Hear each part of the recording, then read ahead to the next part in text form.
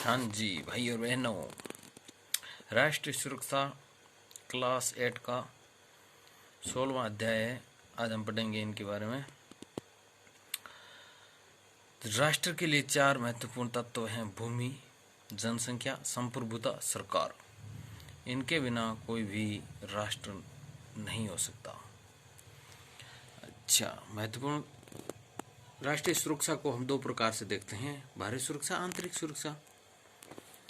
बाहरी सुरक्षा देश की सीमाओं को सुरक्षित रखने का काम प्रथम पंक्ति में देश की सेनाएं करती है।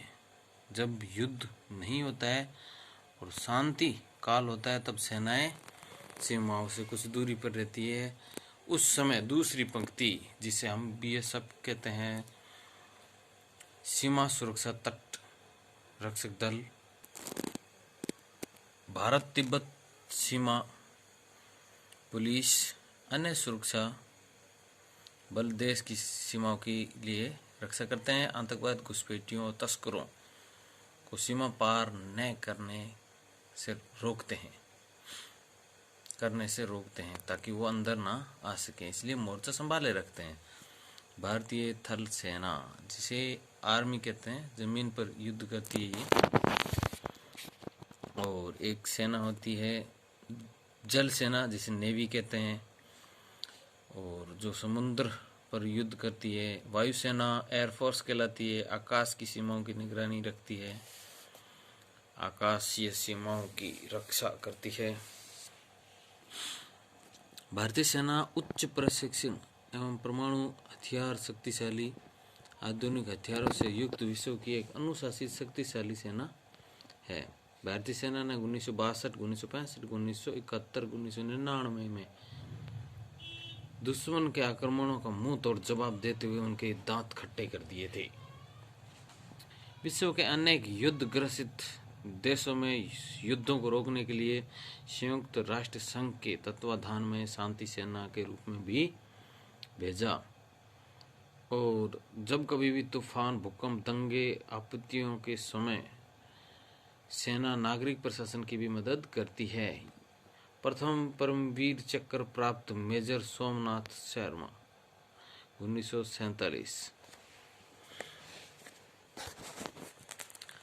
अब अगर हम बात करें विश्व की शक्तिशाली सेनाओं के बराबरी में, सैन्य सामग्री अभी भी विदेशों से खरीद रहा है, परंतु अब जाकर के डॉक्टर अब्दुल कलाम के अथक प्रयासों से भारतीय सेना को बहुत ही महत्वपूर्ण रोल मिला, उनको एक नई शक्ति मिली। अब भारतीय सेना के पास पर्याप्त मात्रा में देश के अंदर निर्मित कुछ बहुत ही बढ़िया तकनीकी से लैस वायुयान भी हैं और आत्मनिर्भरता की ओर अग्रसर है। अग्नि और पृथ्वी जैसी शक्तिशाली प्रक्षेपास्त्र, टैंक, लड़ाकू विमान, जहाज व अन्य हथियारों का उत्पादन देश में हो रहा है। ये है हमारा सुखोई 30 MKI। भारत की आवश्यकता के अनुरूप रूस में निर्मित है। ये 2 शक्तिशाली ईंधन वाला ये लड़ाकू विमान, इस पर ब्रह्मोस और निर्भया जैसी क्रूज मिसाइलें लगाई जा सकती है और ये प्रतिकूल मौसम में भी उड़ान भर सकता है।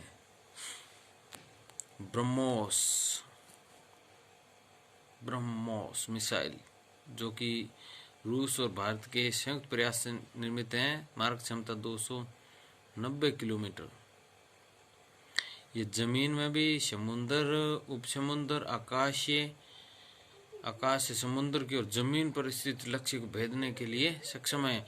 और पहाड़ के पीछे अगर कोई लक्ष्य साधना है तो भी ये साध सकता है। INS विक्रमादित्य 3 फुटबॉल के मैदान के बराबर इतना बड़ा है। MiG-29 जैसे 24 विमानों को ले जा सकता है।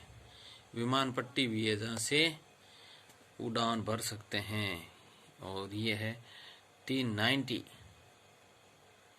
एस भीष्म टैंक है, 5 किमी के दायरे में प्रहार किया जा सकता है। इस टैंक पर किसी भी प्रकार के रासायनिक, जैविक, रेडियोएक्टिव हमले का असर नहीं होता है। इतना अच्छा है। इसे अंदर बैठकर रिमोट की सहायता से हम चला सकते हैं। बम पर टकरा भी जाए बम तो टकरा करके कमजोर पड़ जाता है, उसका कुछ नहीं बिगड़ता।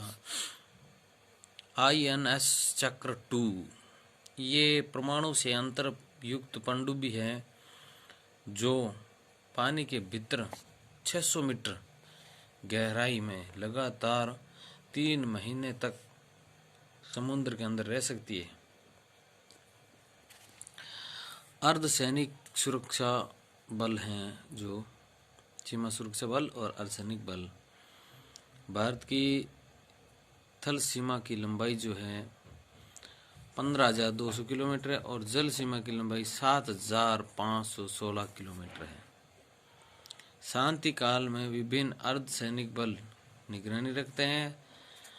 सीमा सुरक्षा बल BSF के जवान भारत की पाकिस्तान, बांग्लादेश में लगने वाली थल सीमा पर तैनात रहते हैं। उत्तर पूर्वी पर्वतीय जो इलाके हैं वहाँ पर भारत तिब्बत सीमा पुलिस जिसे बोलते हैं ITBP के जवान निगरानी रखते हैं। समुद्र की निगरानी के लिए रक्षक बल जिसे हम कोस्ट गार्ड बोलते हैं और अर्धसैनिक बल आतंकवादियों, तस्करों, घुसपैठियों को देश में नहीं घुसने देते, उनकी निगरानी रखते हैं। और सशस्त्र सेनाओं के सहयोग के लिए अर्धसैनिक बलों के अलावा प्रादेशिक सेना, नेशनल कैडेट कोर NCC, नागरिक सुरक्षा दल, सिविल डिफेंस आदि संगठन देश सेना के सहयोग के लिए तैयार किए गए हैं। सैन्य शिक्षा प्राप्त करने के लिए विद्यार्थी अपने स्कूल कॉलेज में चलने वाले NCC से जुड़ सकते हैं। देश के सामान्य नागरिक भी प्रादेशिक सेना और नागरिक सुरक्षा दल से जुड़ करके सहयोग कर सकते हैं।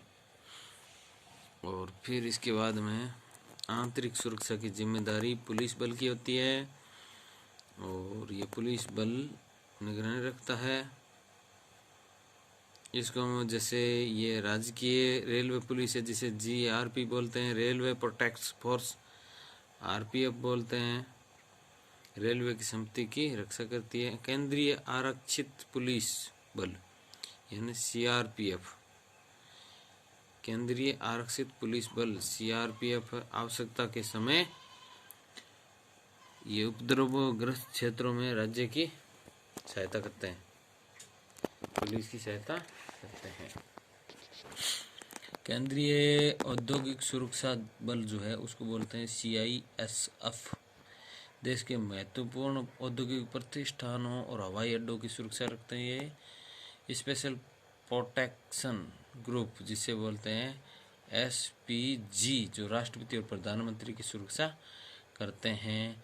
VVIP उसको बोलते हैं VVIP।